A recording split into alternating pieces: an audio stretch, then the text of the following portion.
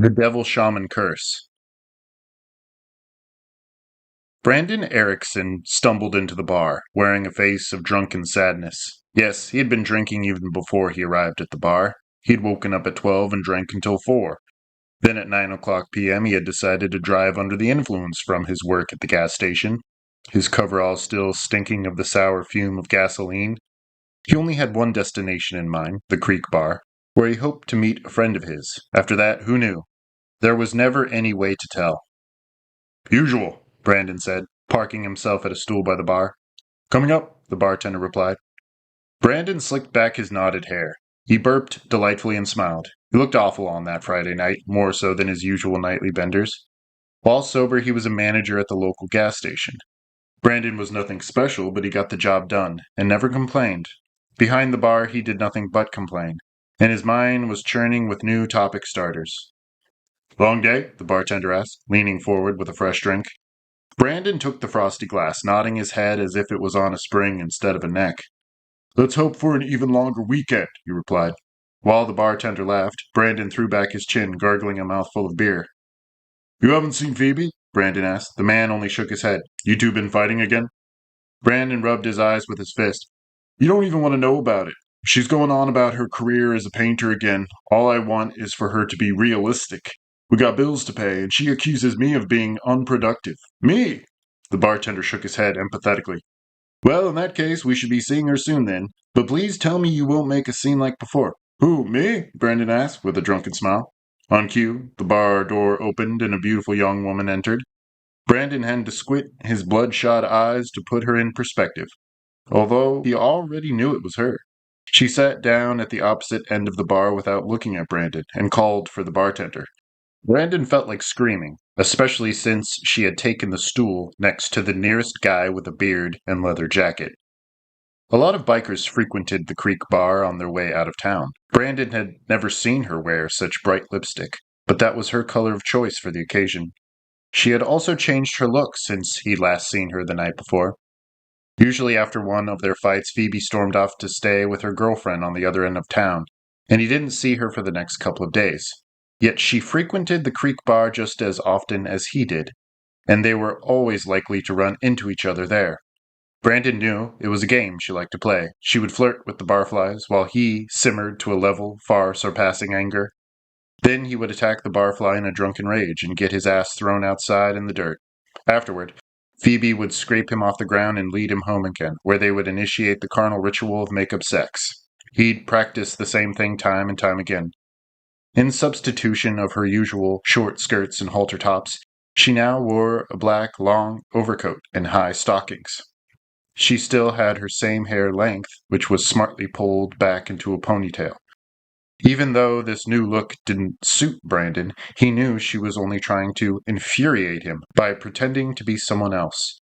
She couldn't be held responsible for anything she did when she was like this, simply because she wasn't herself.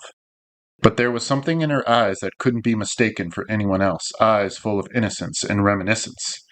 Brandon watched as the biker leaned toward Phoebe with a new interest. Phoebe watched him intently, red lips parting. "I'd like to buy that woman a drink," Brandon said, signaling for the barman.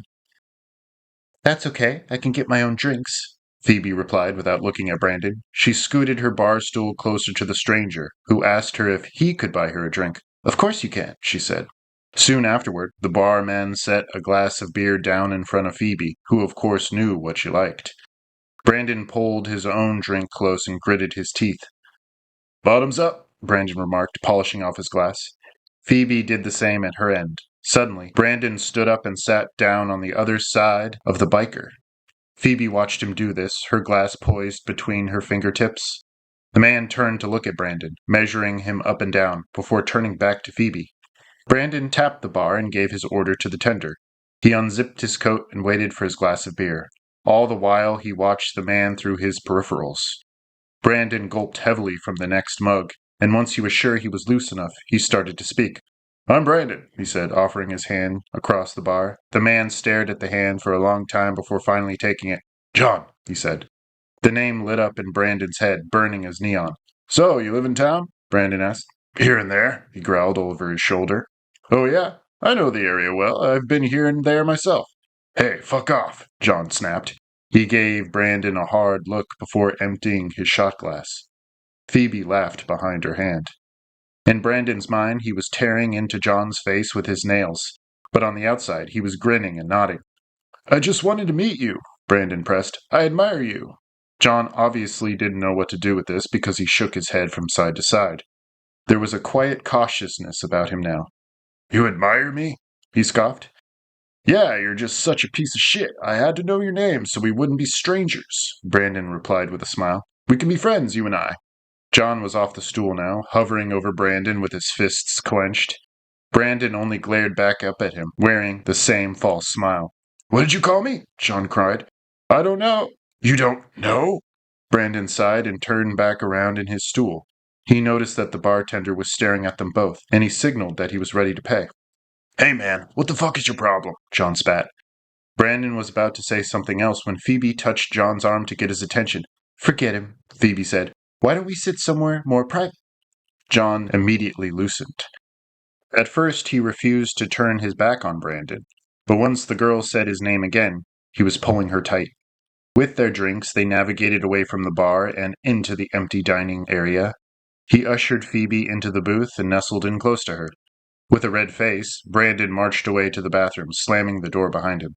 In Brandon's absence, a large man settled in at the bar, with his sleeves rolled up and his long white hair pulled back into a ponytail. He pushed away Brandon's half-finished beer, before waving the bartender closer. He looked to be Mexican with brown hair, his face heavily wrinkled and worn. You're passing through? The bartender asked him. Yes, my daughter lives close, the man replied with a tired smile. She told me to meet her here. I'm on a trip and might not see her for a while. How do you like Twin Creek? I think it's a lovely little town. The large man puckered his mouth with his eager swallow of beer. My daughter seems to enjoy the quiet. He heard something from within the bathroom, and he turned that way. Someone was humming loudly, but not in song. This was a fierce hum, like something a tired mother would do to drown out the cries of her baby. The bartender heard it too, and they both exchanged a look. Is that guy okay? The man asked. There was a crash, and the door rebounded off the wall. Brandon emerged with his face and hair soaking. His eyes were focused directly on John and Phoebe. He swayed slowly across the floor, blowing past the bar and his drink. Brandon, I'm gonna have to ask you to leave, the bartender said, but when Brandon did not answer, he hopped over the bar and began his pursuit. I want you to pay your tab and leave, okay? John saw Brandon and stood up at once, pausing to lay a hand on Phoebe's shoulder. She was watching them with wide eyes, open with anticipation. John, Brandon said, only feet from the table, I just want to shake your hand. He held out his hand, still damp from the bathroom sink. What do you want? John asked, squeezing the girl's shoulder. The bartender grabbed Brandon's arm, pulling him away from the booth. Brandon made eye contact with Phoebe and his features dropped. He tried to smile, but he couldn't raise a single muscle in his cheeks. He stared at her stupidly, completely oblivious to the man on his back. Let's go, the bartender scowled. This man is afraid of me, Brandon said to his girlfriend, pointing a finger at John. He knows who I am. John was laughing. Yeah, I'm afraid of you, right? This man is obviously drunk. He needs to be taken outside. I haven't even finished my second beer, you fuck, Brandon screamed. The bartender had Brandon by the collar and struggled to haul him backward.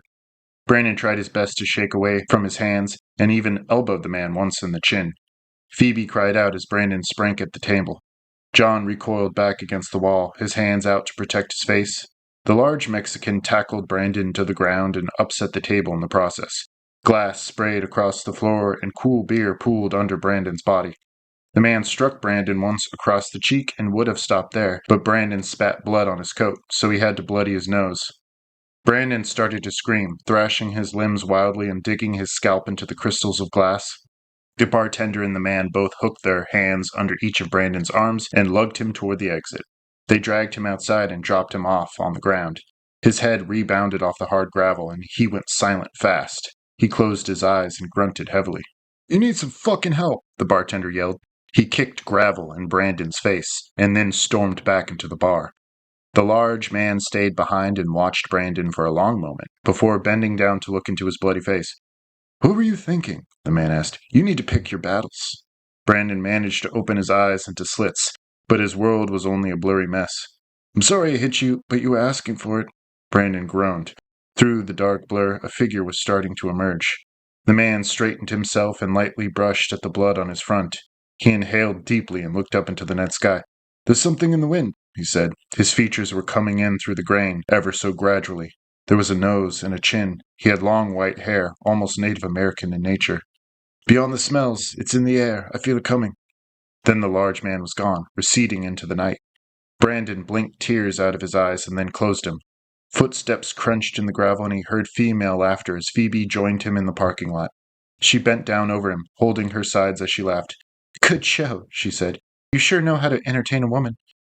"You're fucking sick," Brandon said through a mouthful of blood. Still, he couldn't help but smile. He was just that drunk. "Come on," Phoebe said, holding out her hands. She strained to help him to his feet, and she dusted off the back of his clothes. "Let's go home, tough guy." "Your car or mine," Brandon said through the nauseous cloud. He knew what Phoebe meant by go home. Their fights always ended the same way. Only this time Brandon might have a broken nose. "Yours," Phoebe replied. "I got a ride here from a friend." "A friend? What friend?" Phoebe simply smiled and led him toward his car. He shook out his keys as if to drive, but she took them from his hand. Even though she had been drinking too, she was sure that her motor skills were much sharper than his. He was practically falling asleep on his feet. She tucked him into the passenger seat where he instantly nodded off. Then she got behind the wheel and reversed, tearing out of the parking lot in a spray of dust. She slammed the stick into drive and accelerated forward, straight at a stop sign. Her hands tore the steering wheel to a harsh left, away from the sign, and with a horrible scream, the car struck a woman in the parking lot. She flipped over the hood, striking the windshield in a spiderweb crack. Then she jettisoned forward when Phoebe braked hard. The woman collected in a ball on the ground, lifeless. Phoebe was breathing hard, about ready to tear the steering wheel away from its mechanism. Brandon was still asleep in the front seat, hanging awkwardly in the cradle of his seatbelt. The silence that followed was so intense that her only thought was to break it. She sped away, the screeching of her tires ripping through the night. Back at their apartment building, Phoebe sat in the car for a long few minutes, running the accident through her head. She was unsure if it had really happened or not, but one look at the crack in the windshield had her crying uncontrollably into her hands. Brandon shook awake in the passenger seat. "What's wrong?" he asked. He had just realized where they were, parked in front of their home. Then he saw the crack in the windshield and had to do a double take. "What happened?" She began. "You crashed the car?" he cried suddenly, sitting up in his seat. He sounded completely sober for the first time that day. "What'd you hit?" "A woman," Phoebe sobbed. "Jesus Christ, is she all right?" Phoebe blinked back at him through a screen of tears. Her red lips twitched with the beginnings of bad news. "I don't know." "You don't know? You fucking left her there?"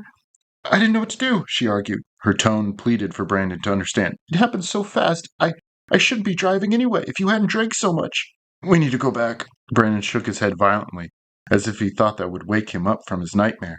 He stumbled out of his seat to look at the damage to the front of his car. A long string of curses followed. Phoebe got out to approach him. "We can't go back. She's probably in the hospital already." "Then that's where we're going," he mumbled. He held out his hands for the keys. She held them tight. "There's nothing we can do there. Why would we go?" "I don't know. Just give me the fucking keys." At this last outburst, she surrendered the keys, and they quickly switched seats. With a focused conviction Phoebe had never seen before, Brandon drove the car out of the complex and into the main street. They turned off on Medical Avenue, winding up the hill toward the only hospital in Twin Creek. They parked near the ER and hurried through the automatic doors. They squinted in the bright fluorescent lighting. Judging by the streaks of blood down Brandon's front, the others might have assumed he was there to be seen. Brandon approached the front counter and the woman eyed him carefully, ready to ask him for his name. "Was there a woman who came in here?" Brandon stammered. "She was in a car accident." "I'm sorry, I don't have any information for you," the woman replied. "If you have her name, I can get back to you. If you'd sit down." "I don't have her name." "Well, I don't know. She was dark-skinned," Phoebe said. "She looked Spanish, or—" The double doors leading into the emergency room opened and a large man stepped out, moaning under his breath. Brandon immediately recognized him as the man who had bloodied his nose at the bar. His white hair was bright in the fluorescence like a clean mirror. The large man recognized Brandon as well. He stopped, blinking tears out of his eyes. "You," the man snapped. "I saw you speed away. You hit my daughter." "No!" Brandon looked around at all the faces in the lobby, now focused on him. "That wasn't us. We went after the guy who did this. That's why we came here, to see if she's—" "She's dying," the man roared. "And if she dies, I will see you pay. I will see this entire town answer for her death." The woman behind the counter cleared her throat. Sir, I have to ask you, under the order of the Yaqui Devil Shaman of Mexico, I promise you hell on earth. The man's eyes widened and glinted with a hidden spark that quickly caught fire. He pointed a finger at Brandon's chest. And the dead will walk and set fire to their own town. The spirits will follow you home tonight as a reminder of my promise. Phoebe tugged on Brandon's sleeve, gravitating toward the exit. Brandon relented a few steps. He stared into the Mexican man's eyes, which hadn't stopped burning, and whose finger hadn't stopped pointing. And you both will die last, he finished, lowering his arm. He started to breathe hard, catching himself against the counter. Someone screamed and rushed to catch him as he almost fainted. As a group of concerned citizens crowded around him, Phoebe and Brandon took their opportunity to sprint outside, making a beeline for the car. Back in their apartment, Brandon sat down heavy and silent in an overstuffed chair. Phoebe paced the room, still dressed in her coat and her makeup running into a colorless shade across her face like a shroud. I bet she lives, Brandon assured her, although this did not stop her pacing. You weren't driving that fast, only out of the parking lot. He didn't see her on the ground, Phoebe replied. She didn't even move. Damn it, Phoebe, why? Brandon's statement was cut short by a terrible clatter in the kitchen. They both ran into the little nook, expecting to see that something breakable had fallen off its perch. With that respect, they were correct. Every drawer and cabinet was wrenched open with all its contents spilled across the floor. The destruction remained on the kitchen linoleum in the form of glass fragments and broken pieces of pottery. They exchanged perplexed looks. Phoebe backed away slowly out of the kitchen and turned on the television, switching feverishly through the channels for a news report about their hit and run. Amazingly, they didn't find anything on the news, either to confirm or invalidate the death of the poor woman. They spent most of their night in front of the TV, waiting like strained muscles for the bad news, but it never came. Under a silent, unspoken fear, they did not return to the kitchen or attempt to clean up. A few times in the night, under the glow of the television set, they heard footsteps behind them on the floor, but they would always turn to find nothing.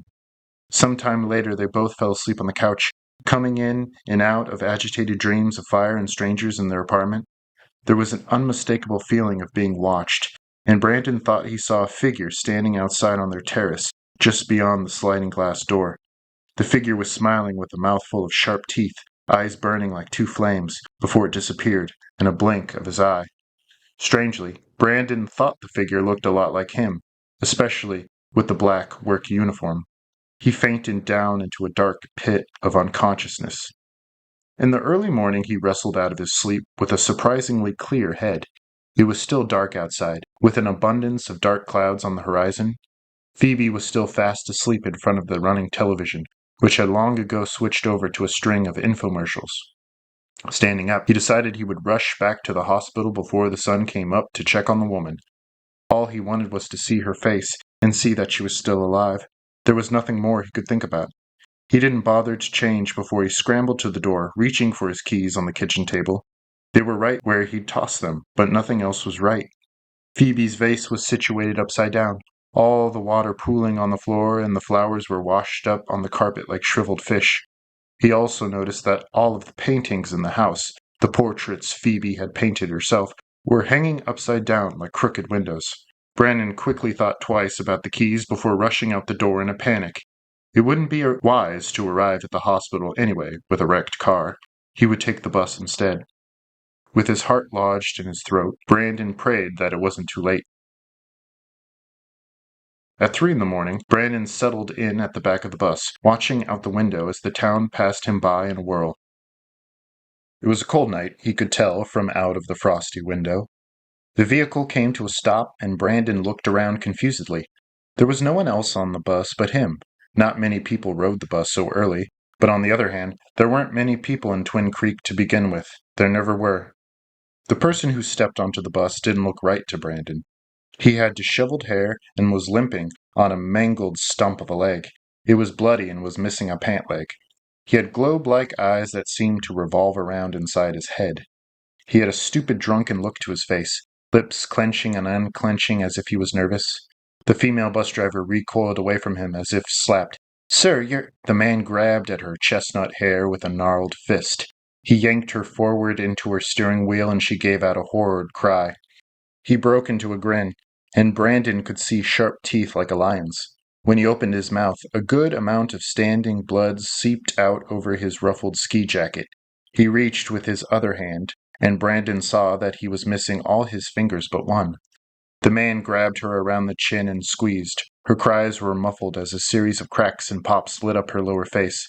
Pieces of bone poked from her chin and she became bug-eyed, blood dripping off her nostrils from when she connected with the steering wheel. Brandon sprang up from his seat, his thighs smacking across the seat's padding. The creature didn't notice Brandon at all. He continued to slam the woman's face into the windshield and bent over, fangs dangling. Then Brandon screamed, quickly covering his mouth with his hands. The man turned toward the sound, the woman crying through her dead mouth. His eyes stopped, Brandon dead in his tracks.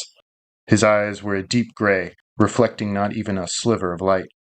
Brandon tried to scream, but felt his lips being sewn shut. The man in the ski jacket started to approach Brandon, tongue hanging out of his head. The man tossed the bus driver aside, where she fell into the stairwell. She came halfway out of the bus before another man stepped inside, pulling her with him. This man looked like a skinhead. He had an orange bandana across his head, stained red, and green sunglasses over his eyes. But Brandon knew they were gray behind those shades, just like the man in the ski jacket.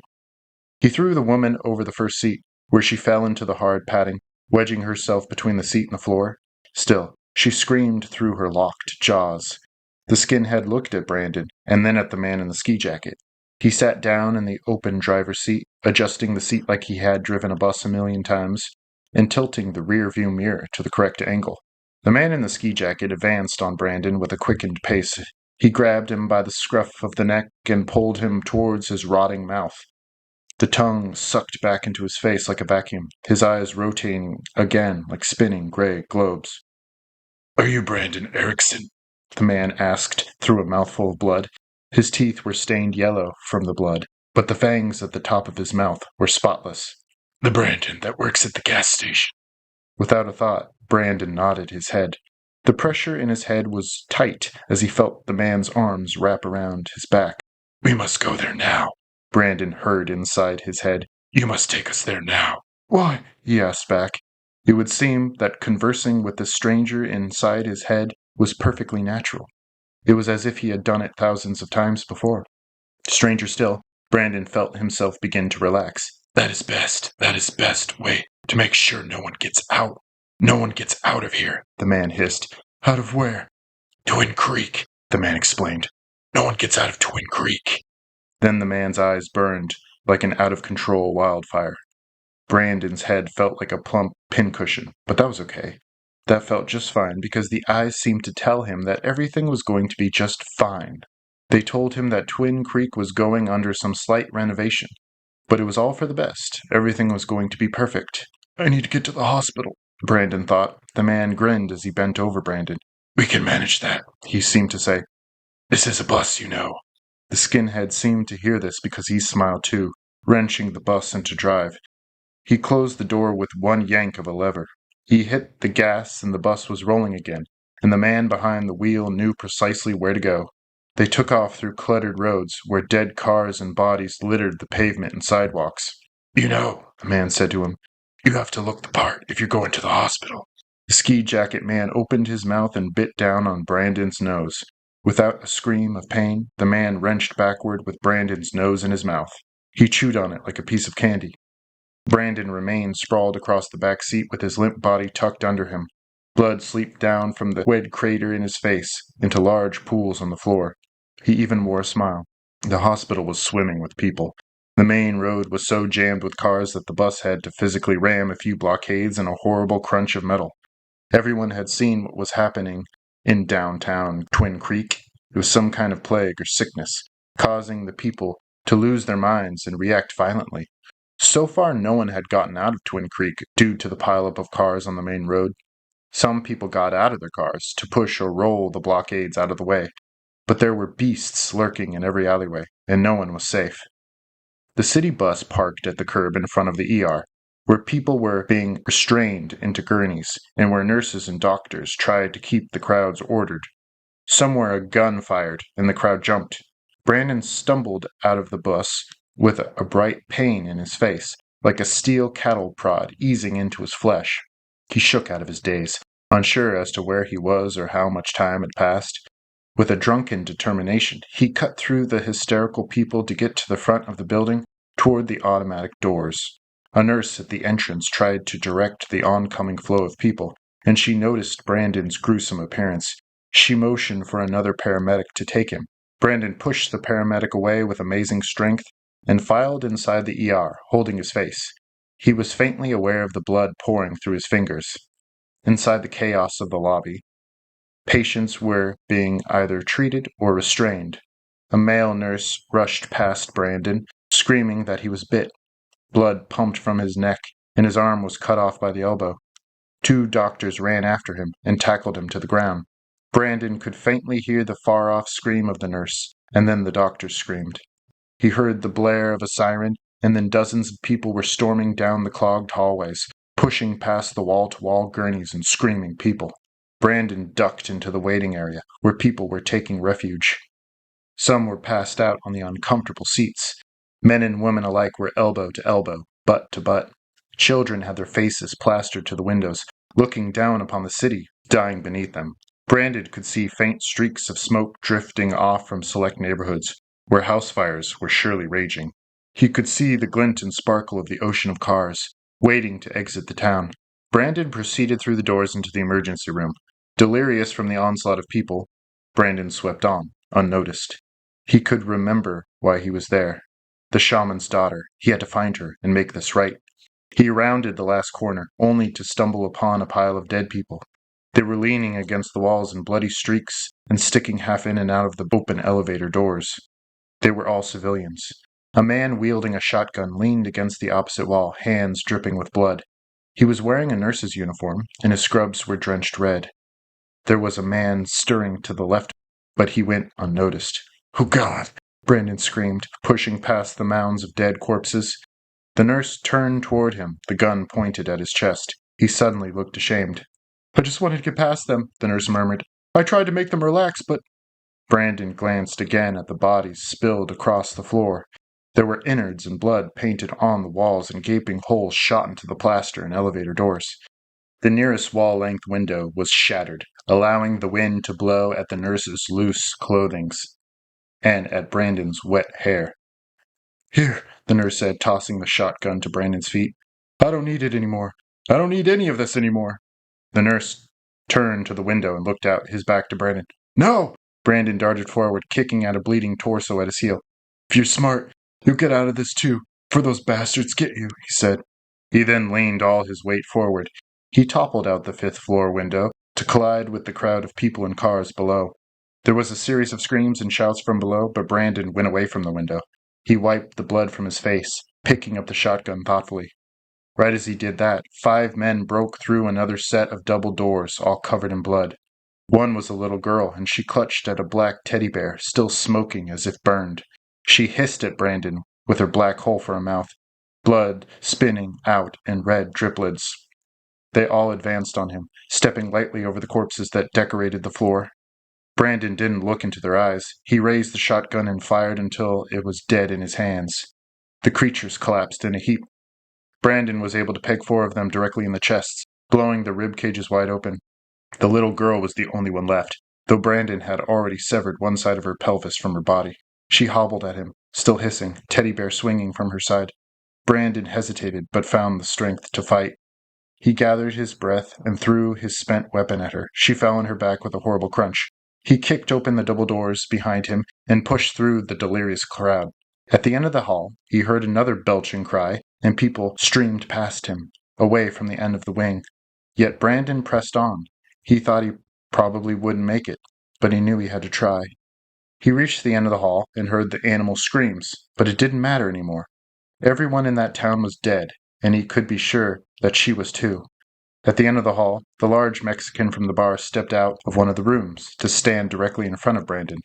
He no longer looked aged. His face was smooth, as if cut from stone, eyes glowing orange. His hair swung in a wild fan across his shoulders. Right before Brandon's eyes, he seemed to grow in height. For the second time that morning, Brandon became mesmerized in the man's eyes, and his muscles went loose. The man pointed a crooked finger inside the open room. Brandon saw a woman lying there in a hospital bed, peaceful yet unmoving. Her chest did not rise or fall. The machinery beside her bed remained cold and unresponsive. "I promise you die last," the man said, "and you will. Now, get back to the bus. You have a show to finish, gas man." Brandon nodded his head slowly and turned around on his heels, cutting through the carnage like Moses through the waters. Later that morning, the bus arrived at the gas station, swinging into a parking lot. The doors opened and the passengers shuffled out, grinning, mouths full of red teeth. Brandon and the man in the ski jacket were the last to step out. The man pointed his finger at Twin Creek's main road, just a mile from the station and down the hill. Brandon could see the cars weren't going anywhere, and that people had further clogged the road, struggling to claw their way out. "If this blows, they all go with it," the ski jacket man said inside Brandon's head.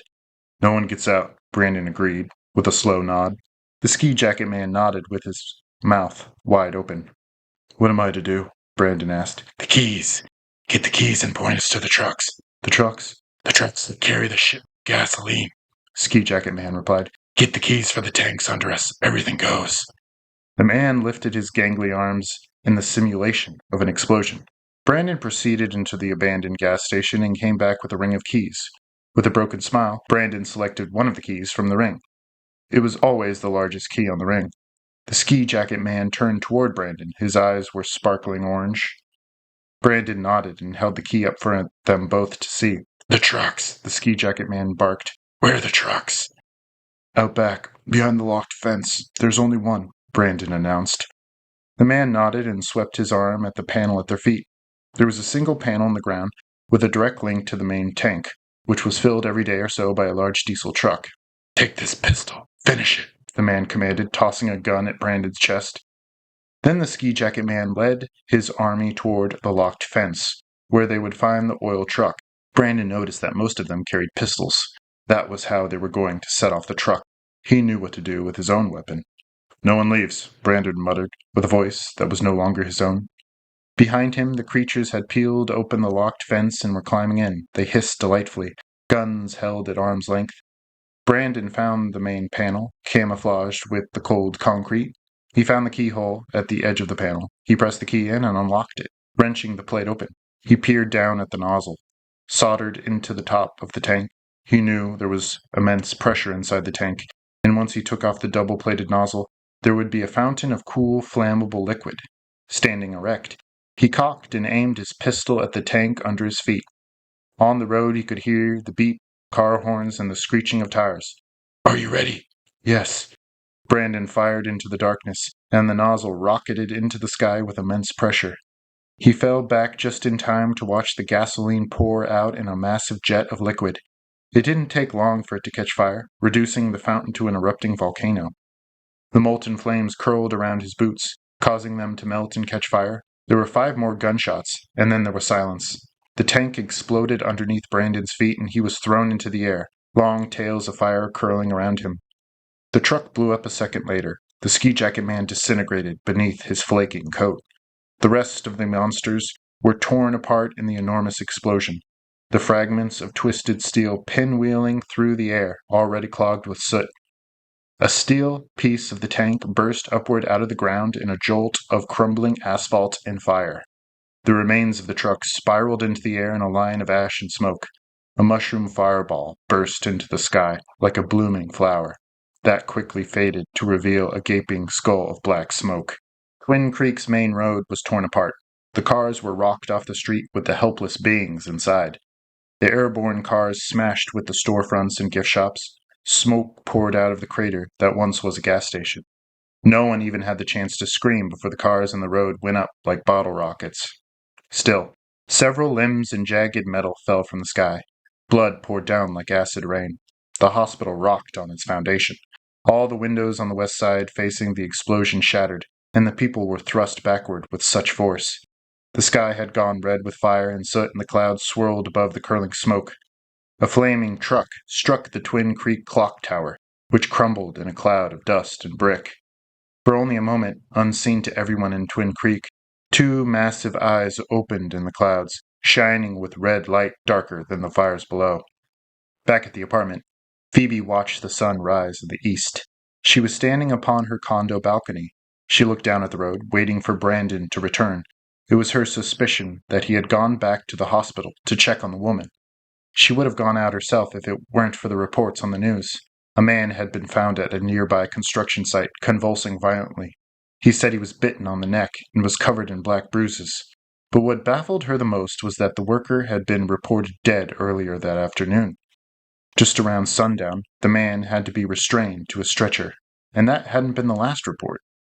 Before she lost complete power in the apartment, she bit down on her nails. "Where are you?" she asked the sky, which she noticed was filling with dark clouds.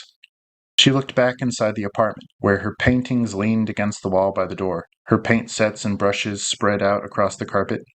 Seeing her paintings hanging upside down on the wall had been too much for her, and she hadn't wasted a minute in tearing them down one by one. 2 police cruisers sped by the apartment building, lights flashing, horns blaring. She frowned to herself. Then she heard an enormous explosion on the other side of town. A black stack of smoke invaded the sky and Phoebe screamed. She was about to run back inside when she spotted Brandon on the street, striding toward the front of the building. He still wore his work coveralls and boots. Where his car was, she didn't know, but he was there, walking calmly. Phoebe found her breath again. Her eyes flitted to the brushes on the floor, and then down at the top of her boyfriend's head as it ducked inside the building. Only seconds later, too fast for any human, Brandon opened the door and walked inside the apartment. She felt pins sting uncomfortably against her chest. They lived on the 5th floor of their building, and it didn't have an elevator. There was Brandon, but he had changed somewhere in the seconds between the street and her door. His black hair was clotted with blood, and his work uniform hung off in charred rags, revealing black flesh underneath. He seemed to be smoking. His arms hung loosely at his sides, and he had his head pointed toward the ground. He was barefoot, and there were long shards of glass protruding from the top of his foot. His red hand shut the door behind him with a loud slam. His face reared up in her direction, and she saw that his nose was missing, painting most of his face black with blood. His eyes were literally bugging out of their sockets, red from the smoke and bleeding. Phoebe screeched and drew back, stepping out onto the balcony. Brandon's cheek was sliced open, and Phoebe could see into his mouth. His tongue moved steadily behind blood-stained teeth. One fang stuck out of his cheek like a walrus tooth. His eyes were what scared Phoebe the most. They seemed to sneak into her head and push around at the thoughts inside. She could hear his heavy breathing, but it was in her mind. She could also hear him whispering something inside, restlessly prodding away at her thoughts. The whispering stopped and the laughing commenced. This was not the laughter of the man she loved. What she heard inside her brain was like a power drill, harsh and powerful. "You had something to tell me, honey?" the man said through his elongated fangs. They dripped blood onto the carpet. She muttered something, but he cut her off. "Shut up. Let me talk for once. And don't you even think of interrupting me," the thing hissed. "I don't." Phoebe's eyes rolled as the alien fingers sorted through her mind. She felt them pulling, picking at her brains. Phoebe felt her mind go to mush. In her head she screamed. The creature smiled, its teeth elongating like tusks inside its cheeks. The laughing started up again in Phoebe's head. "Brandon, whatever you are—" "Please, darling, don't be upset," it cackled, reaching down to the ground for a paintbrush. "It's 7 o'clock, honey. I'm tired." Phoebe looked up and saw Brandon approaching her with the blunt end of the paintbrush. "Please, Phoebe, don't be like this," it continued. It came within 2 feet of Phoebe and whipped backward as soon as the sunlight shined in its eyes. Brandon hissed. Its eyes reduced themselves to small red holes in its skull. Phoebe saw her moment and leapt to her bare feet. She tried to circle around Brandon to reach the door. He snatched at her with incredible speed. Its hand wrapped around Phoebe's neck and threw her into the opposite wall, into one of her canvas paintings. The painting snapped into 2 pieces as Phoebe struck the wall. In a flash, Brandon was on her, and with teeth inside her neck. Her first instinct was to grab at the hand that wielded the paintbrush. She held it back, but the end of the brush handle was inches from her eyeball. The thing struck at her with its other hand. The sharp nails scratched across her cheek, immediately drawing beads of blood. She was able to overpower the hand and wrench the brush from its wet fingers. She then drove the blunt end into Brandon's left eye. There was a squishing sound, and then it lodged into something stiff and wet. She was sprayed with hot juice. "You bitch!" You fucking bitch! She shoved him as hard as she could off her, and he tumbled into the wooden banister behind him. Before she could pull herself off the floor, Brandon was already on his feet, bent over and hissing. At that, she sprang at the balcony in front of her, palms out and ready, her entire body strength swelling up rapidly. Phoebe screamed, connecting her hands with his chest. She shoved him hard, and the railing gave out behind him, sending him falling through space. Brandon disappeared from view, and then there was a tremendous crack as he collided with the pavement 5 stories below. His head had smashed like a melon, the brush still protruding from the bloody mass. His broken legs lay twisted, his fist still clutching at the brush handle. Phoebe didn't see him fall. She fell backward against the screen door, gasping for air. She looked down at her shirt, now stained red from the wound in her neck. She hit the floor and crawled toward her artwork, askew on the carpet. Before she died, she looked into a painting she'd based on a chilling dream she once had. Now it made sense to her. Her hand touched the delicate canvas as she realized what it was of. Twin Creek, she murmured. The painting depicted a glorious mountainside. The grass on the hill was dead and the mountainside was covered in dark shadows from a black cloud in the sky. In the clouds were 2 red eyes that seemed to watch over the darkness. She had titled the painting, The Curse. Her head fell over on her arm, and her palm slid from the canvas, revealing a dripping handprint of blood.